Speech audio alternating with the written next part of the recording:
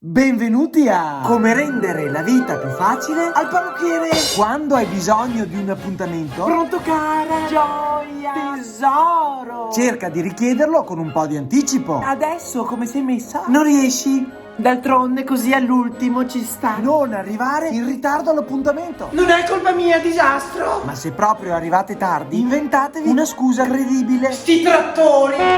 Maledetta vendemmia. Vendemmia a marzo? Ma certo, per il climate exchange, cambiamento climatico. Se il parrucchiere cerca di venire incontro alle tue esigenze, Troppo fredda, troppo calda, troppo tiepida. non approfittarne. Con calma, piano piano, si arriva a quella che è la mia temperatura ideale. Salvo emergenze, non usare il cellulare. Ok.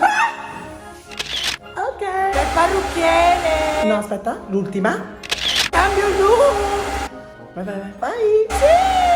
Non presentarti con il santino della star hollywoodiana Come Charlize Theron. se avete una fisionomia molto diversa. Non dire Cambio look totale. se poi Taglia al massimo 2 millimetri. non esprimerti in maniera ambigua. Li vorrei un po'.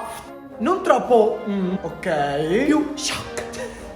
Non avere le idee troppo confuse. Tipo, no? Così? Se no così. Vedi? Capito un po' il genere, no? Non parlare con la vicina mentre il parrucchiere sta operando. No, vabbè, ma dove l'hai presa quella borsa? Bellissima. E mi raccomando, non toccarti continuamente i capelli. Il parrucchiere potrebbe uscire di testa. Ma cosa sta facendo? Ma questa è violenza! Ma è un trattamento! Toglie lo stress al capello! Ma mi costa di più? No, assolutamente! Allora continua.